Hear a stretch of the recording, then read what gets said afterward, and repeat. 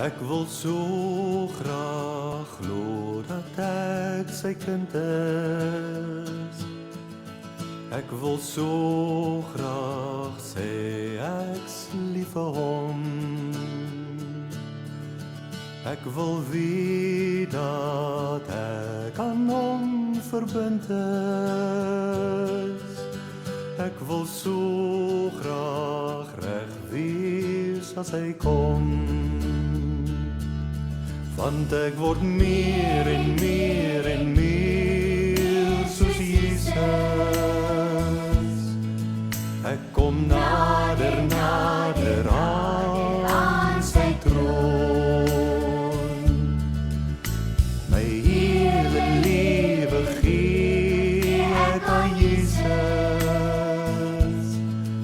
In my hart dra hy die kroon.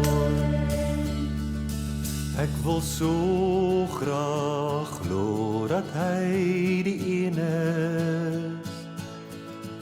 Ek wil so graag sê ek's lief vir hom. Ek wil so graag bid as ek alleen is. Ek wil so graag reg wees as hy kom. Want ek word meer en meer en meer soos Jesus. Ek kom nader, nader aan sy troon. My hele lewe gee ek aan Jesus. In my hart dra hy alleen die kroon.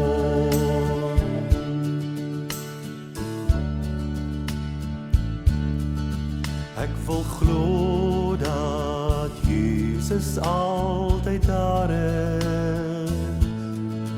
Ek wil so graag sê ek's lief vir hom.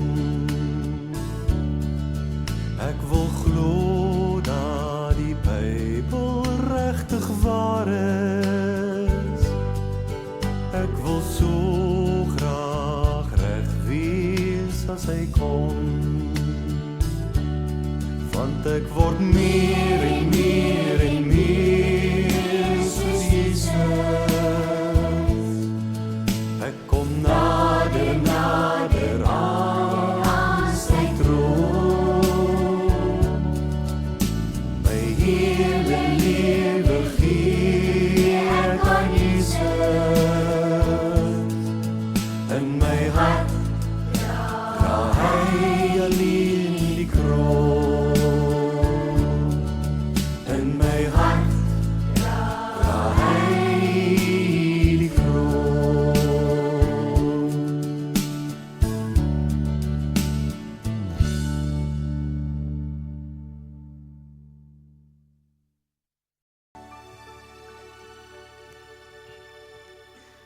Kom ons bid saam.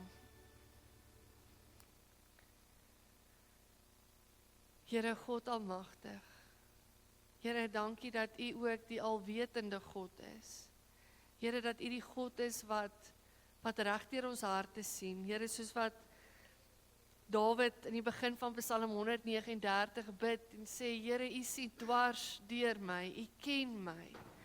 Of ek sit en of ek opstaan, U weet dit. U is met al my paaie goed bekend. Daar was nog nie eers 'n woord op my mond nie of U, Here, weet wat dit gaan wees.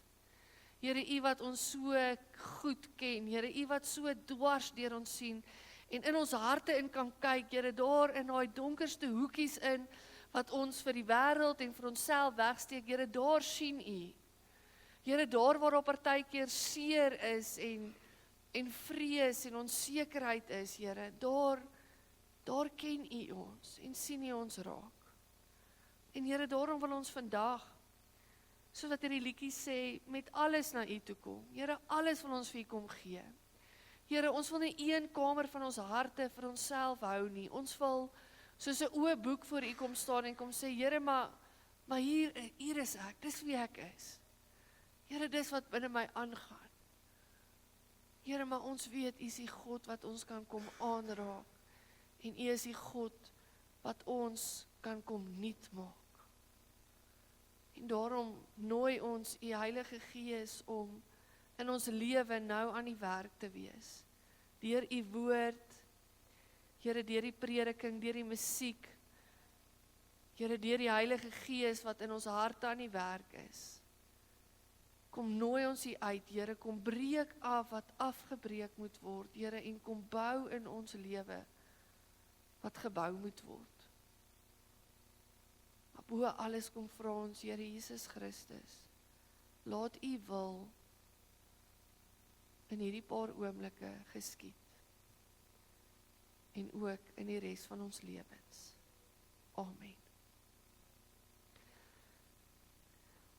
Vriende, ek wil graag vandag met julle deel so 'n bietjie uit wysheidsliteratuur uit nou met die Pinkster, die oggendpinksters wat van die ouer mense 'n bietjie kon bywoon, het ons uit die boek Prediker uitgewerk. Nou vandag wil ek bietjie uit Spreuke uit met julle deel.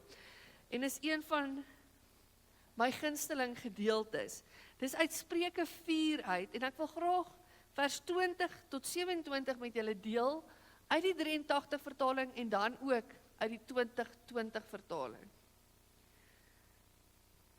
Die 2020 vertaling is so 'n bietjie meer 'n direkte vertaling wat probeer om vir elke Hebreëse woord wat daar is 'n Afrikaanse woord te kry. So hy interpreteer nie altyd so die boodskap vir mense soos die 83 vertaling nie. Hy's bietjie meer letterlik en daarom wil ek graag uit hom uit ook lees vandag. Goed, die 83 vertaling sê dan: My seun, hoor wat ek vir jou sê, luister goed na my woorde. Moet dit nie vergeet nie, hou dit altyd in gedagte.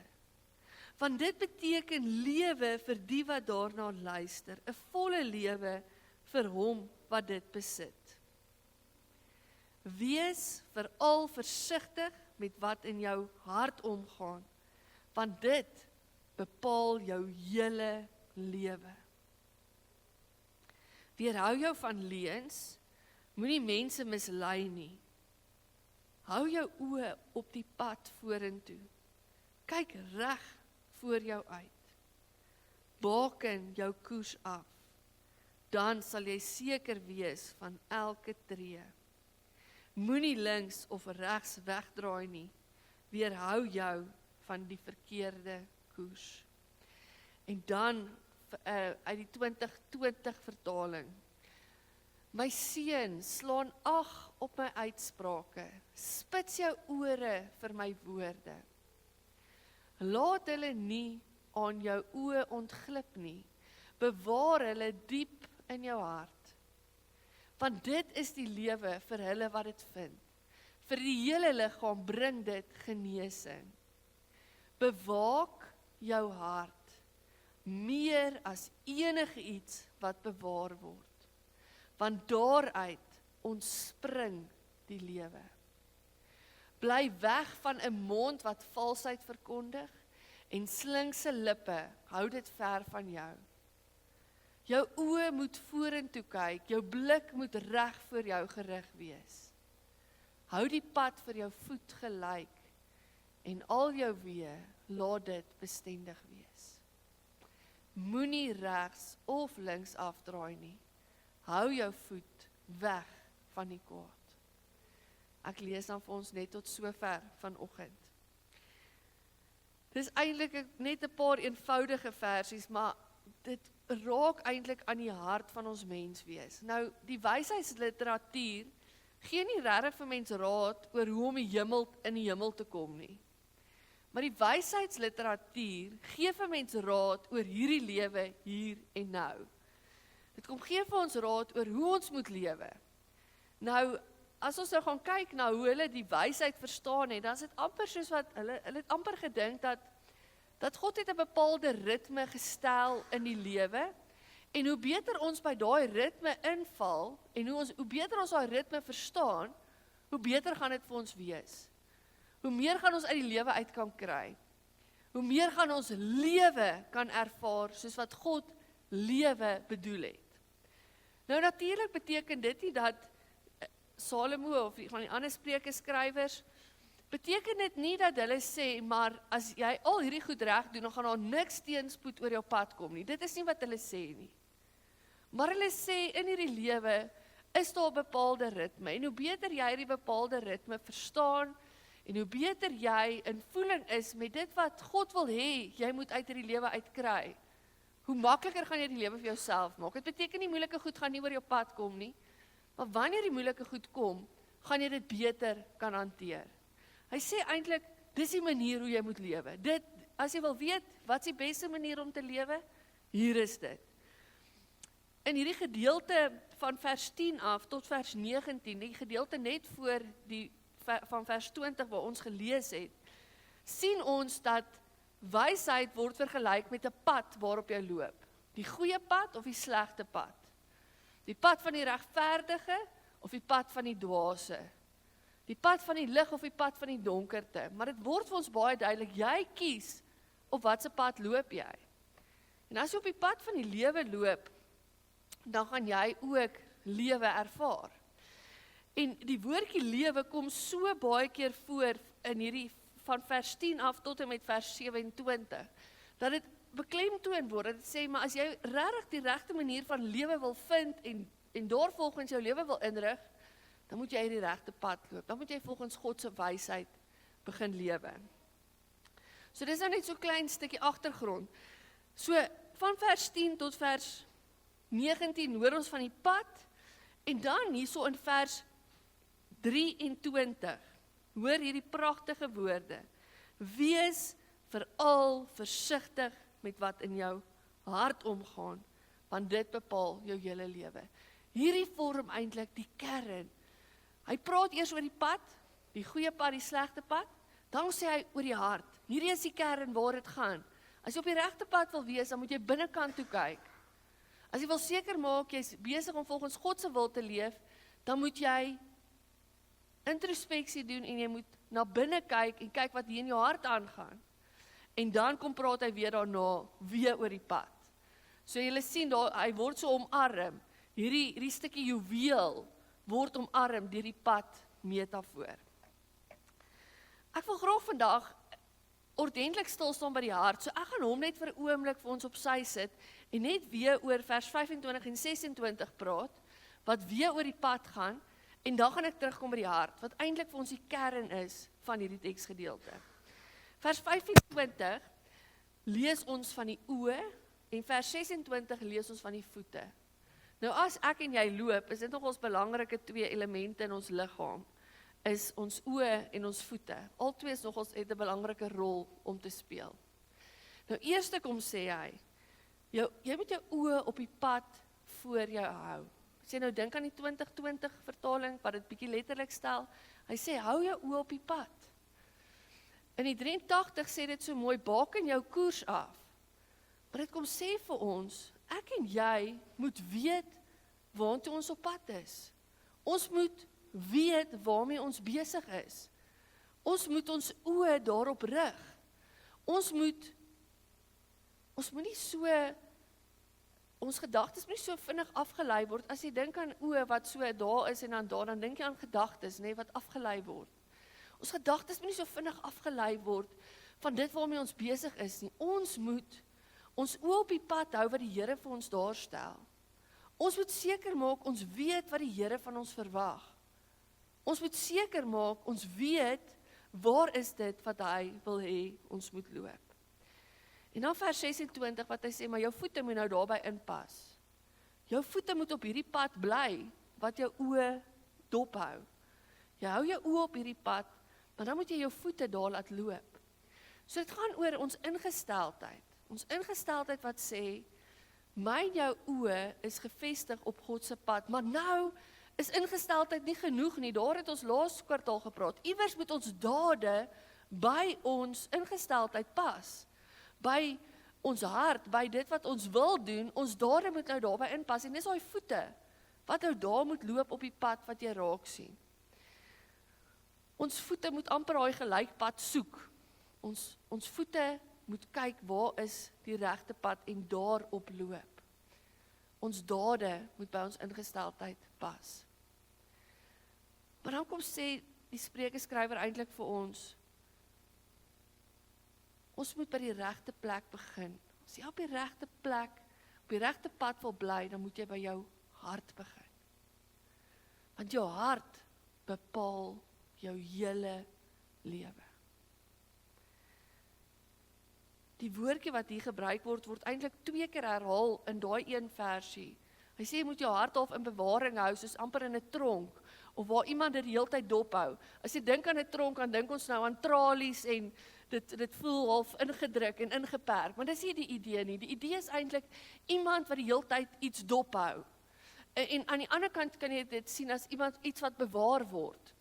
Soos 'n skatkis wat die hele tyd dopgehou word, dat 'n skelm dit nie kom kry nie. Daardie idee van, ek bewaar iets, ek kyk mooi na iets, ek hou iets die hele tyd dop. Ek beskerm iets. Maar die feit dat daai woord eintlik, daai gedagte 2 keer herhaal word, sê vir ons, Salomo sê vir ons, hierdie is verskriklik belangrik. Jy moet mooi na jou hart kyk, en jy moet gedurig na jou hart kyk. Jy moet weet wat in jou hart aangaan.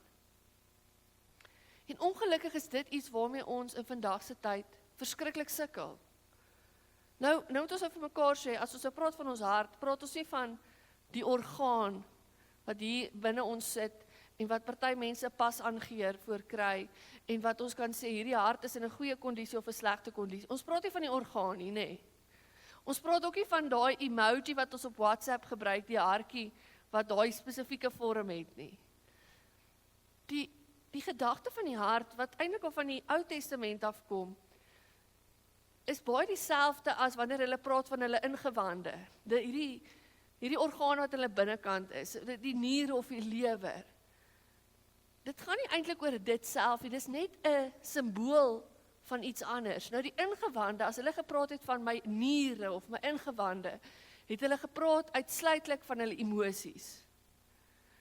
En ons kan dit eintlik nogals verstaan, as mens angstig voel, dan voel jy dit amper in jou maag, nê. Of as jy weet, as jy 'n begeerte het, voel jy dit ook amper hierso, jy wil hierdie ding so graag hê, dit kom jy uit die binnekant van jou uit. Hierdie emosies het hulle gekoppel aan jou ingewande. Nou die hart was 'n kombinasie. As hulle gepraat het van hulle hart, het hulle gepraat van hulle emosies, maar hulle het ook gepraat van hulle gedagtes en van hulle strewens. Hulle het eintlik gepraat van die totale innerlike mens. My totale innerlike wese is my hart. Dis wat die Bybel van praat, as die Bybel praat van my hart. Dit praat nie van die orgaan nie.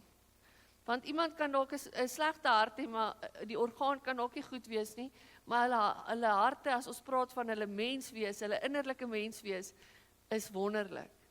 So ons moet daai onderskeid tref, maar die hart verwys na die totale innerlike menswees. Nou moet ons vir mekaar sê, die grootste deel van wie ons is ons hart. Dis amper soos 'n ysberg. Dit wat mense sien, dit wat mense van my beleef, is maar daai boonste stukkie van die ysberg. Dis wat ek kies om te ontbloot, dis wat ek kies dat mense wel raak sien. Maar die onderste gedeelte is alles wie ek is. Dit is wie ek in werklikheid is. En wanneer Jesus in die bergrede kom praat hy juis met die mense oor hulle innerlike menswees. Ons kom agter eintlik deur die hele Bybel, dat dit vir die Here die belangrike ding is wat in jou hart omgaan. Daardie groot gedeelte van jou menswees wat ander mense dalk nie sien nie. Nou weet ons, die Fariseërs in Jesus se tyd was behep met uiterlike reinheid. Hulle was behep met hulle uiterlike mens, wat die ander mense sien. Kyk, hulle het van klein goedjies groot goed gemaak, maar almal moes net weet hoe rein hulle is. Maar dit was eintlik hierdie boonste stukkie van hulle ysberg. Die Here sê eintlik, dis nie eintlik wat vir my saak maak nie. Wat regtig vir my saak maak is hierdie massiewe stuk ysberg wat onder lê, dit wat werklik in jou binnekant aangaan. Dit wat jy werklik is. Daarom kom sê Salomo, wees veral versigtig met wat in jou hart omgaan, want dit bepaal jou hele lewe. Die woordjie hierso is eintlik 'n fontein of die oorsprong van jou lewe, lê hier binnekant. Die rigting waarin jou lewe gaan beweeg, begin hier, in jou hart, in jou innerlike wese, wat hier aangaan. En ons moet eerlik wees met mekaar, in vandag se tyd sukkel ons, om regtig na binnekant te kyk, en regtig te weet wat hier binne aangaan. Ons hardloop so rond in hierdie lewe, en ons hou ons gedagtes so besig met selfone. Daar's amper 'n oomblik wat ons net 'n gedagte vir onsself het nie. Dat ons kyk nie meer binnekant toe nie. In ons lewe bid ons nie eintlik meer hierdie gebed van Dawid, deurgrond my o God, deurgrond my hart nie. Want ons kyk nie vir 'n oomblik binnekant toe nie. En tog kom sê die Here vir ons so duidelik in sy woord, jy moet versigtig wees wat in jou hart omgaan. Jy moet baie versigtig wees, jy moet dit dophou. Jy moet dit bewaak, jy moet dit bewaar, want dit bepaal jou hele lewe. Sonder dat jy agterkom, is daar invloede in jou hart in, en jy laat dit net toe. Maar ons kyk nooit binnekant om te sien wat daar aangaan nie. Vriende, in vandag se tyd, is ek en jy so meegevoer met sosiale media, en met konstante besig wees, dat ons nie eintlik self weet wat is die kondisie van ons hart nie. En ons is blind vir dit wat hier aangaan. Ons is blind vir goeders wat ingeslyp het. Ek en jy moet besef, dat ek en jy ook soos Dawid, maar 'n mens is, met voete van klei. Dat ons beïnvloed word. Ons word beïnvloed deur die goed wat ons sien. Al die advertensies wat konstant in ons ingeblaas word. Allerhande sepies wat ons kyk, 'n kultuur wat ons rondom ons beleef. Ek en jy word beïnvloed deur al hierdie goed. Dit het 'n invloed op my hart. Dit werk in op my hart, konstant. Nou as ek en jy nie versigtig omgaan daarmee en onsself afvra, wat gaan aan in my hart? Wat laat ek toe in my hart? Wat het ek al in my hart aanvaar as dat dit reg is, of dat dit aanvaarbaar is vir die Here, omdat ek so beïnvloed word deur hierdie eksterne faktore? Dan gaan ek en jy toelaat dat ons harte mislei word deur hierdie wêreld. En dit is wat Salomo hier kom sê, jy moet versigtig wees, want jy is beïnvloedbaar, jy is net 'n mens. Ons dink ons is nie beïnvloedbaar nie, ons dink ons staan so op wat ons glo. Maar mense, ons vriende, ons is so beïnvloedbaar deur dit wat ons rondom ons beleef en sien. En ek en jy moet daarom 'n wag plaas tussen die wêreld en ons harte. 'n Wag wat regtig dophou, wat gaan hier in ons harte aan. So dis so 'n bietjie uit 'n morele uitgangspunt, maar daar's 'n ander invalshoek ook op ons hart, en dit gaan oor ons emosies. As ek en jy nie bewus is van wat in ons emosies aangaan nie, het dit 'n massiewe invloed op al ons verhoudings. Dit het 'n invloed op ons verhouding met die Here, dit het 'n invloed op ons verhouding met ander mense. Ek dink elkeen van ons kan bely dat ons in ons lewe al 'n stuk pyn of trauma beleef het. En dat daardie pyn en trauma in ons lewe 'n effek gehad het op hoe ons optree. Ons sê baie keer, hierdie oues nou weer soos 'n beer met 'n seer toon. Baie keer is van ons slegte optredes kom uit 'n plek van seer uit. Dit kom baie keer uit 'n plek uit van waar ek nie okay is in my binnekant nie. Maar ons is nooit eerlik genoeg met onsself en sit lank genoeg stil om te sê, maar dis wat hier aangaan in my hart nie. Eintlik is ek nie okay nie. En dan betaal ander mense die prys daarvoor. Of my verhouding met die Here betaal die prys daarvoor. Vriende, die Here kom leer vir ons in die psalms, hoe ek en jy ons harte na hom toe kan bring. Wat ware opregte gebed is, dat ons kan sê, Here, ek kom met my hart soos wat hy regtig is. Ek wil nie maskers opsit of vir u voorgee nie. Ek wil my totale hart en my totale wese vir u bring, sodat u daaraan kan kom werk. Richard Rohr 'n teoloog kom sê, as pyn, daar gebeur altyd een van twee goed met pyn. As jy nie pyn binne jou transformeer, as ek eintlik kan sê, dat die Heilige Gees daai pyn kan transformeer nie, dan gaan dit altyd oorgedra word. So daar gebeur een van twee goed met pyn. Of jy dra dit oor na ander mense toe, jy veroorsaak weer pyn, of jy laat toe dat die Heilige Gees dit binne in jou transformeer. Maar vriende, as ons nie met ons pyn deel nie, as ons nie ons pyn na die Heilige Gees toe vat nie, dan gaan ons dit oordra na ander mense toe. Ons pyn gaan oorgedra word na ons gesin toe. Ons pyn gaan oorgedra word na ons familielede toe, na ons werkskollegas toe. Ons pyn gaan iewers heen gaan. Ons sien dit in hierdie wêreld. As 'n pa 'n alkoholist is, die kans dat 'n kind wat uit daai huis uitkom ook sukkel met verslawing is so goed. Wanneer iemand geslaan word in die huis, is die kans dat daai persoon eendag dieselfde doen aan hulle kinders, is dit so goed. Ons sien dit keer op keer. Ons praat baie keer van oersondes. Ons praat van hierdie weer die siklus van die lewe. Maar dit is hierdie pyn wat mense ervaar, wat hulle nooit hanteer nie, wat hulle nooit aan die Here toe vat nie, en dan word dit oorgedra na 'n nuwe generasie toe. En vriende, as ek en jy nie na binnekant toe kyk en sê, maar hierdie is wat in my hart aangaan nie.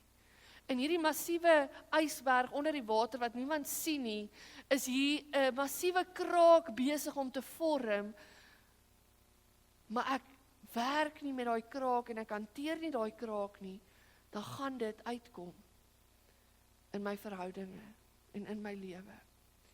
Jesus kom sê net so 'n bietjie later in Matteus, dis nou na die bergpredikasie in Matteus 12 vers 34, dan kom praat Jesus reguit met die fariseërs. Hy sê, julle wat so gefokus is op die uiterlike, kom ek gesels gaan met julle bietjie oor julle innerlike. Hy kom sê vir hulle, julle slange, hoe kan julle wat sleg is iets goed sê? Waar die hart van vol is, loop die mond van oor. Die goeie mens bring die goeie tevoorskyn uit die oorvloed goeie dinge in sy hart. Die slegte mens bring die slegte tevoorskyn uit die oorvloed slegte dinge in sy hart. Vriende, as ek en jy nie hierdie binnekant van ons oppas, hierdie groot ysberg, die innerlike wese, mooi oppas en kyk wat teen ons binnekant aangaan nie, dan gaan dit, voordat ons weer kan kry, na die oppervlakte toe kom en 'n effek op ons verhoudings hê. En daarom is dit so belangrik vir my en jou om 'n gebedslewe te hê. 'n Gebedslewe is meer as net om vir die Here te sê, Here, asseblief, beskerm asseblief my kinders, ek wil asseblief dit hê, jou lysie, en al jou verskonings van jammer vir dit, jammer vir dit. 'n Gebedslewe is meer as dit. 'n Gebedslewe vind ons eintlik in die psalms, wat die psalmdigters met opregtheid na die Here toe kom en sê, Here, hierdie is die emosies waarmee ek worstel. Ek voel kwaad vir U, ek voel God verlate, wat ons selfs in Psalm 22 lees. Hulle kom met al hierdie emosies na die Here toe, en daar kan die Here hulle dan aanraak. Maar voor jy jou emosies na die Here toe kan bring, moet jy ten minste weet wat dit is. En daarmee sukkel ons. As ons vir mekaar sê, hoe gaan dit? Dan sê ons nie, goed, dankie. Of ons sê, okay. Nou daar's daar meer emosies as goed en okay. Maar ons ken nie altyd hierdie goed nie. So ek wil so 'n bietjie ons toets vandag en dit so 'n bietjie prakties maak. Ek gaan 'n lys van 'n klomp emosies opsit en dan wil ek jou vra, identifiseer 3 van daardie emosies wat jy op hierdie stadium beleef. Nico gaan dit vir ons op die bord sit en ek gaan deur hulle lees. Ek hoop julle kan hulle lees. Maar ek gaan hulle sommer so ook lees, dan identifiseer 3 wat jy beleef op hierdie stadium. En kan ek dit sommer terloops noem, hulle het nou vasgestel, daar is 34,000 emosies, wat hulle nou woorde voor het. Ek meen, natuurlik is daar ook nog meer as dit, Maar ons het ongelooflik baie emosies. Hierdie is nou maar 'n paar wat ek gekry het. Vreugde, hartseer, woede, liefde, angstigheid, vrees, verligting, teleurstelling, skaamte, hoop, trots, begeerte, eensaamheid, walging, verontwaardiging, afguns, bewondering, verras, geluk, depressie, spyt, vertroue, wanhoop, dankbaarheid, jaloesie, verstomming, bedruktheid, bewustheid, verliefdheid, besorgdheid, beangs, geborgenheid, ontroering, irritasie, begeester, ontsteltenis, melankolie, onsag, ontevredenheid, heimwee, begeerte, vervulling, stres, verdwaasdheid, neerslagtigheid, inspirasie, weemoed, skok, uitgebrand, wanhoop. Vra jouself vir 'n oomblik af, 3 van hierdie emosies, wat is so 3 van hulle wat ek beleef op hierdie stadium? Vriende, wanneer ek en jy met die Here praat, het ons nodig om met opregtheid na hom toe te kom. Dat ons die kors van ons hart sal afhaal, die maskers van ons gesig sal afhaal en sê, Here, dit is wat ek beleef op hierdie oomblik. Ek voel gebreek op hierdie oomblik. Sal U my kom geheel maak? Sal U my kom gesond maak? En ons weet sekere pyn en sekere trauma kan nie oornag genees nie. Ons moet onsself vir die Here kom aanbied, dat hy konstant in ons kan werk, sodat hy daai pyn kan transformeer, sodat dit nie pyn vir ander veroorsaak nie. Salomo kom sê, wees veral versigtig met wat in jou hart omgaan, want dit bepaal jou hele lewe. Miskien moet jy vandag so 'n bietjie by 'n stopbordjie uitkom, en in plaas van na buite toe kyk, op die selfoon, op die rekenaar, al die goed wat jy nog moet regkry voor skool, in plaas van nog buitentoe kyk, vir 'n oomblik stop en binnekant toe kyk. En jouself afvra, hoe lyk die kondisie van my hart? Hoe lyk my emosionele welstand? Wat gaan nie binne aan? Waarmee moet die Here my help? Maar ook, wat laat ek toe van die wêreld daar buite, om my hart te kom verander, op 'n manier wat eintlik nie God se wil is nie. Kom ons bid saam. Here God almagtig, ons is so afhanklik van U. Here, ons moet soos Dawid kom erken, dat ons ook maar voete van klei het. Here, dat ons beïnvloedbaar is, Here, dat hierdie wêreldgoeders in ons kan instoot, in ons harte in, wat eintlik nie U wil is. Die Here, dat die wêreld ons harte so kan kom vorm op 'n manier, wat U hart eintlik seer maak. Here, daarom kom vra ons U vandag, soos Dawid,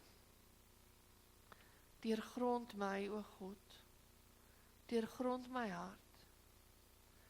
Here, kom ondersoek my, sien tog my onrus raak. Here, kyk of ek nie op verkeerde pad is nie, en lei my op die beproefde pad. Ek kom bid vir ons gemeentelede, dat daar vir hulle oomblikke sal wees. Ek kom bid dat hulle die oomblikke sal skep in hulle lewe, wat hulle binnekant toe kyk, wat hulle vir 'n oomblik stop, en binnekant toe kyk, dat hulle kan kyk na die kondisie van hulle hart.